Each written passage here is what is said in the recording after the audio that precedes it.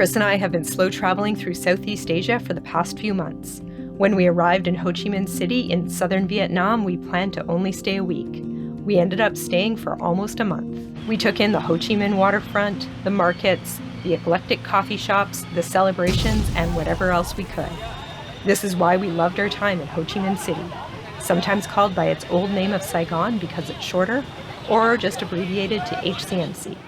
And 16 things to do in the city.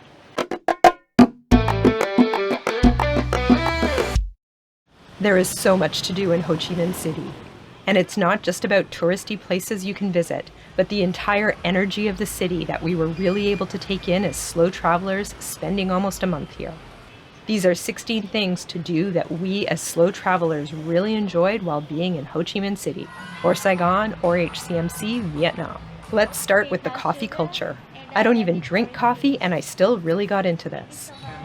Many are at street level and have these really low patio chairs on the sidewalk, which are great for people watching. But there are also a lot of coffee shops that are more hidden away.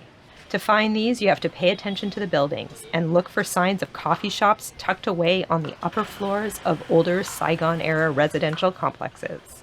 And try not to walk into somebody's private apartment when you're looking for a cafe. Sometimes I can't tell if these are the entrances to somebody's home or another business. Going up the staircases of these old buildings in search of coffee shops made me feel like I was inside an M.C. Escher-like maze. And the hallways seemed like they were right out of a horror movie. But once inside, we found these amazing coffee shops that have unique decors and fun menu choices. The hallways of 14 Ton That Dam gave us the chills. But once we climbed up to the 5th floor and went inside the Mockingbird Cafe, we found a warm coffee shop and could even get creative with some painting. I've been wanting to paint for so long. I was actually looking for stuff like this even back when we were in Kuala Lumpur several months ago, but I wasn't able to find anything, and we just happened upon this today, so here we are. One of the other coffee shops that I loved was the Cafe Do Phu Com Tam Dai Han coffee shop. This coffee shop used to be a gathering place for the Saigon Special Forces that were loyal to northern Vietnam during the war. It's full of hiding places and even has a secret exit out the back where patrons could escape if Southern officials came looking for the spies that frequented the cafe. I'm really grateful to be a slow traveler where I had enough time to take my book to different cafes almost every day and spend extra time there. On to number 2 of places to visit in Ho Chi Minh City is the Book Street. And across from that is number 3, the Notre Dame Cathedral, which was getting some repairs while we were there.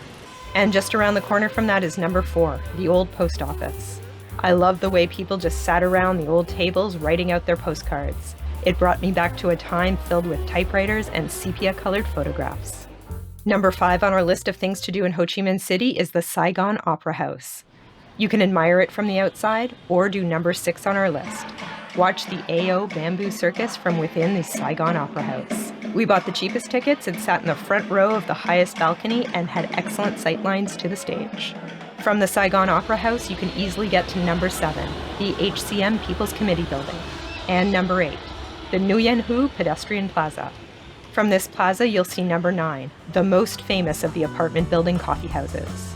This apartment building was almost shut down a few years ago, so enjoy it while you can. In 2017, the Vietnamese government started cracking down on businesses being run in residential buildings. So they sent out eviction notices in Hanoi and here in Saigon. In Hanoi, a lot of the businesses ended up being shut down, but here in Saigon, it seems that they were ignored for the most part. And so these businesses are still running. They may not be the same ones as back in 2017, as there's a lot of changeover. I'm realizing here at the cafe apartment, it isn't just little mom and pop tea shops and cafes. It's full-on restaurants like the steakhouse behind Emily and the donut place right behind me. Back on the street and at the end of the pedestrian plaza, we're on to number 10. The waterfront area, including the Cong Vien Ben Bac Dang Seawall Park area, with great views of the city, including Landmark 81. Okay, on to number 11 of things to do in Ho Chi Minh City, trying the brand new subway line. The metro line just opened in December 2024, and so we're going to give it a try. To ride these brand new trains, you can buy tickets from the ticket booth or just tap your credit card to open the turnstiles. Then just follow the well-marked path to get on the train in the direction you want.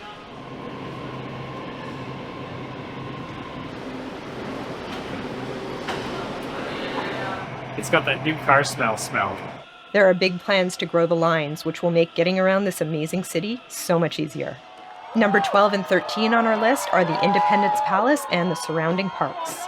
These areas are great to walk around, though best to do it in the morning or in the evening as it gets really hot out in the middle of the day. I can't believe we've gotten this far into the video and we haven't even talked about the markets in Ho Chi Minh City. So on to number 14, the Saigon markets. And because we're slow travelers, we're on the lookout for a few things to make our longer-term stay in Ho Chi Minh City a bit more comfortable. Eyes open for two things today. We need a dish towel and we need a coffee mug. We started our search at the very popular Ben Thanh Market near all the tourist attractions. But shockingly, it ended up being super expensive. The mug we wanted was $15. I didn't even know how to bargain down from such a price, so we left empty-handed. Onto the Cho Tan Din Market. This market wasn't made for people my size. Even with its tiny cramped aisles, this market ended up being one of my faves. And things went a little better for us here. We didn't find a dish towel at the first market we were at, but we did have some luck at the Tam Din Market. This market was also great for clothes, and I was even able to find a blanket for my upcoming 33-hour train ride. But more about that one in an upcoming video.